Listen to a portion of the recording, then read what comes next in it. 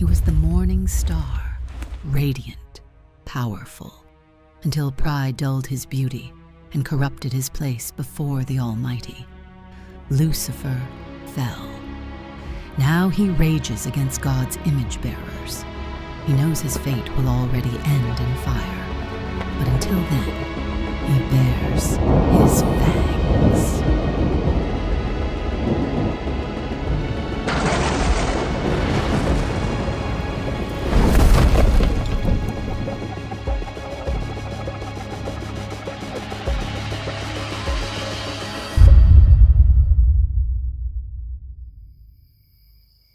It was dusk. Darkness slowly stretched its wings over the land. Judea was filled with a symphony of crickets, and the whisper of rustling grass accompanied the wind. Jesus surveyed the land from atop a jagged hill, holding his garment tightly to his shivering body. He had been fasting for 40 days, depriving his body of food. His whispered and weak breaths to God rose with the evening breeze. But as he spoke to his Father, another visited him. Jesus wasn't alone. An ancient enemy lurked among the reeds behind him, waiting for a moment to strike. For 40 days, Jesus had gone without food. His body was beginning to eat away at itself, and his mind was experiencing the dull effects of starvation. It was at this moment a slithering presence emerged from the darkness. He slid his way behind Jesus and whispered into his ear. Look, it's the Son of God, shaking like a starving animal. If you truly are the Son of God, why not just command these stones to become bread? Surely the Creator himself deserves some food. This was the first temptation, the lust of the flesh, a tactic that worked for Adam and Eve once in the garden. Jesus' body ached from hunger. The pain was nearly unbearable. Yet Jesus came to identify with the weakness of mankind. If he simply turned the stones into bread, he would take advantage of the power God gave him. I don't need it. It is written, man does not live by bread alone, but by the very words uttered from God himself. It was difficult for Jesus to speak.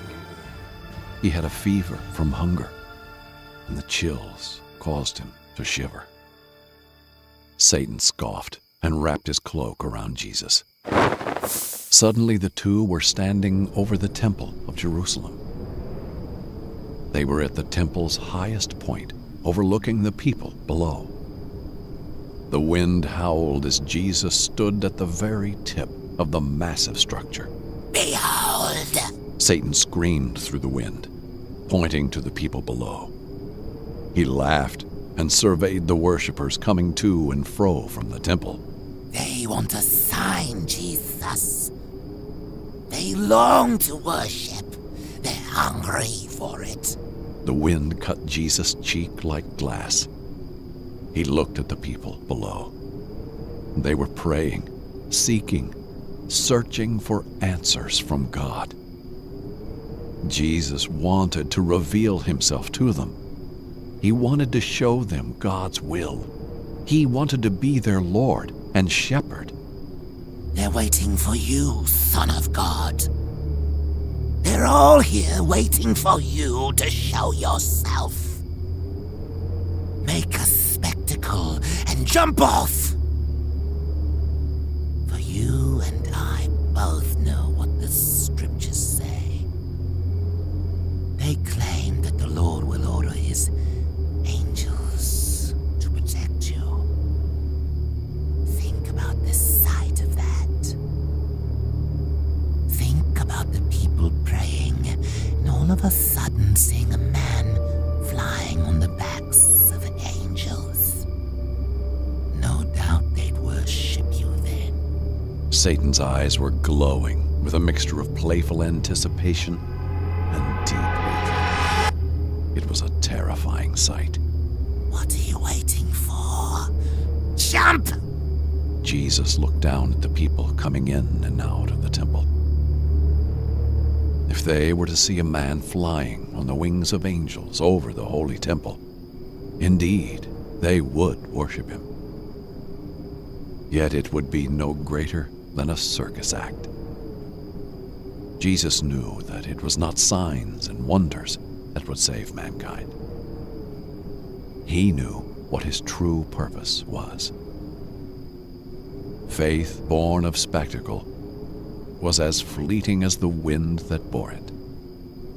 His path was one of more profound truths.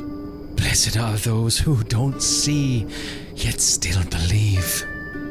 A smirk creased on the sides of his face. He wouldn't give in. Satan saw Jesus smile, and he knew it. It is written, you must not test the Lord your God. Satan, still behind Jesus, scowled. He whisked Jesus into a vision, setting them atop of a vast panorama of earthly kingdoms. The world sprawled below them, shimmering with the allure of gold, silver, and infinite treasures. The shadow of corruption tainted their magnificence. You see all this? These kingdoms are mine. They have been taken by me and are mine to give. All this power, all this glory could be yours. Satan leaned closer in to Jesus' ear. He stretched out his hand to the kingdoms, glowing in the magnificent light. Look, Son of God. Look at all that could be yours to rule. All you must do is worship me.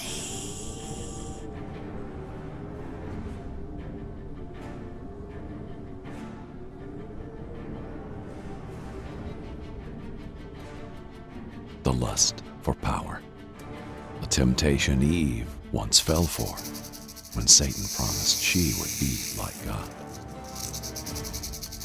Despite the exhaustion clouding his vision, Jesus saw through the hollow splendor.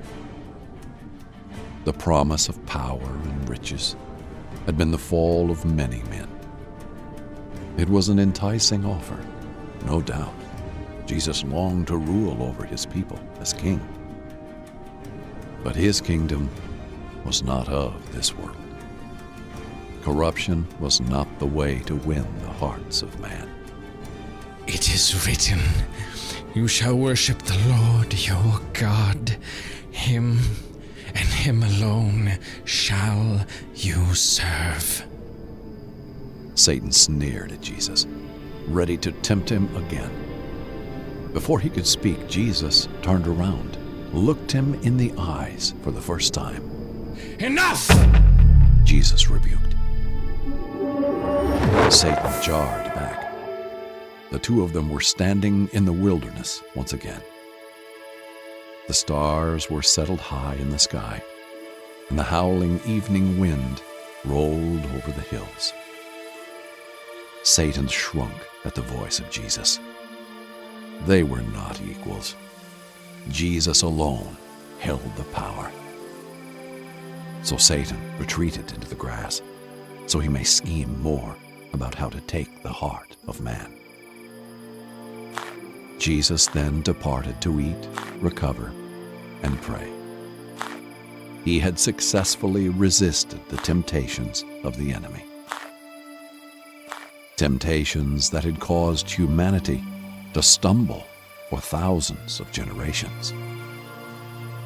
Jesus, even in his most weakened state, was able to overcome it. This would be a foreshadowing of things to come. Jesus, even at his most afflicted, would overcome.